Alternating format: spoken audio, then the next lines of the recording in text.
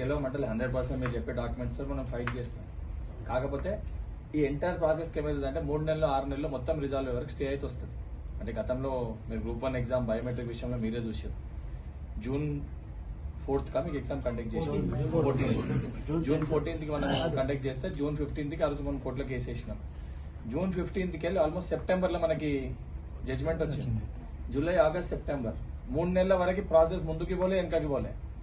కాబట్టి ఇప్పుడు చేసినా కూడా ఏమవుతుంది అంటే ఏ చిన్న చేంజ్ చేసినా గెలవమంటలే. సరే మీరు అన్న మన డాక్యుమెంట్స్ మనకుంటాయి, వాళ్ళ డాక్యుమెంట్స్ వాళ్ళకుంటాయి. కాబట్టి ఇవన్నీ ఏడైతాయి ఇన్ ఫ్రంట్ ఆఫ్ జడ్జ్ కోర్టులో మనం తెలుసుకోవాలి.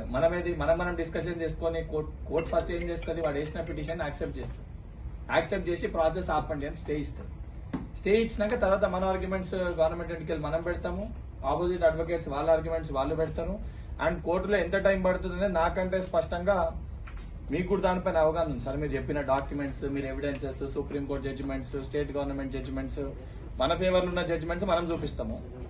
అవతల వర్షన్ వాళ్ళ ఫేవర్లో ఉన్న జడ్జిమెంట్స్ వాళ్ళు చూపిస్తారు. దాని తర్వాత ఏంది కోర్టు చేసే పరిస్థితి మన దగ్గర లేదు. ఇంకోటి ఏంటంటే ఈ ప్రతిదీ అడిగినప్పుడు ఈ నోటిఫికేషన్లలో అంటే గతంలో కూడా ఇప్పుడు మన క్లియర్గా ఎక్స్ప్లెయిన్ చేసిండు వెంకట్. గతంలో కూడా నోటిఫికేషన్స్ రిలీజ్ చేసిన తర్వాత ఇంప్లిమెంటేషన్స్ ఒక్క లైన్ మార్క్ తేడా ఉన్నా కానీ స్టే ఆర్డర్ పెడతారు. ఏమో 24 hours 48 hours డెడ్ లైన్ అడిగింది లాస్ట్ టైం. గవర్నమెంట్ కూడా ఏంటంటే ఆ ఆలోచన ఉంటుంది, ఇప్పుడు చేస్తే ప్రాపర్గా ఉంటుంది మెసేజ్ అని సానుకూలంగా స్పందించడు మీద ఎందుకు వేయాల్సిన అవసరం ఉంది అనే దాని మీద చర్చ చేసిన ముఖ్యమంత్రి గారు అర్థం చేసుకున్నారు. ఆయన కూడా మరి ఏమంటారు విదేశాలలో చదువుకొని వచ్చి ఇక్కడ ముఖ్యమంత్రి కాలేదు.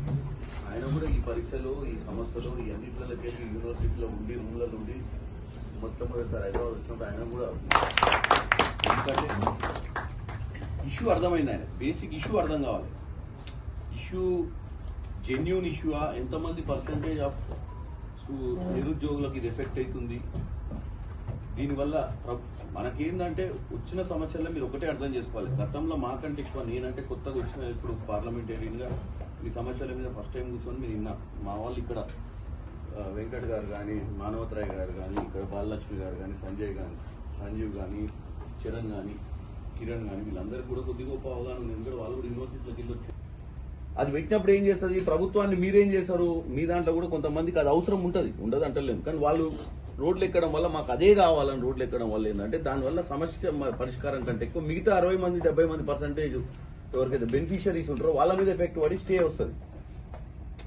కోర్టు సింపుల్ గా ఏమంటది, వెంకట చెప్పిండు మొన్న, ఇగో ఇది మీరు నోటిఫికేషన్ ఇచ్చారు, దీంట్లోకి వెళ్ళి డీవియేట్ అయ్యారు, డీవియేట్ మీతో చేయిస్తాడు, మళ్ళీ ఒకటి వస్తే వాళ్ళ దాంట్లోకి వెళ్ళి తయారు చేసి తీసుకొచ్చి కోర్టులో ఇస్తారు. చూసినావా ఒరిజినల్ నోటిఫికేషన్ కి దీనికి డీవియేషన్ ఉంది, దీని మీద చర్చ చేయాలంటే కోర్టు ఏం చేస్తుంది, చలో ఫస్ట్ ఇది స్టే పెట్టండి ఇప్పుడు చర్చకు రండి అంటారు. అంటే ఆ ఎగ్జామ్ పోస్ట్ పోన్ అయినట్టే కదా. అట్లా ప్రాసెస్ గెలుస్తా మనం గెలవమంటలే వచ్చింది. గతంలోనే ఒకసారి ఇక్కడ చర్చ చేసిన చర్చలో జరిగినటువంటి విషయాలను ముఖ్యమంత్రి గారి దృష్టికి తీసుకెళ్లాం.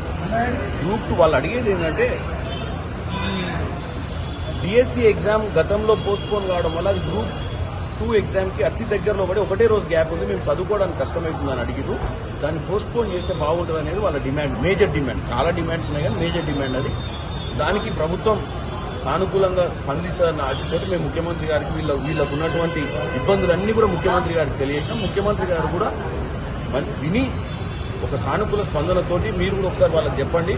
ప్రభుత్వం ఈరోజు 10 ఏళ్ల తర్వాత అధికారంలో వచ్చిన కాంగ్రెస్ పార్టీ విద్యార్థుల భవిష్యత్తు కోసం వాళ్ళకు ఉద్యోగాలు ఇవ్వాలన్న ఒక ఆశతోటే ముఖ్యమంత్రి గారు ఉన్నారు.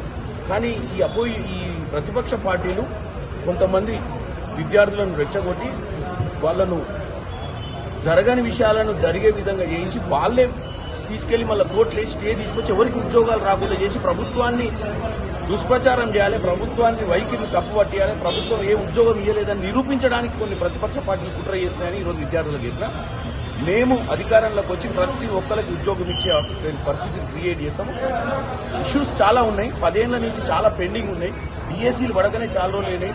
గ్రూప్ 1 గ్రూప్ 2లో చాలా మంది పరీక్ష రాస్తున్నారు, చాలా మందికి 2-3 years నుంచి అవకాశాలు రాలే. వాళ్ళకు కూడా ముఖ్యమంత్రి గారి దృష్టికి తీసుకుపోతాం వాళ్ళ సమస్యలను.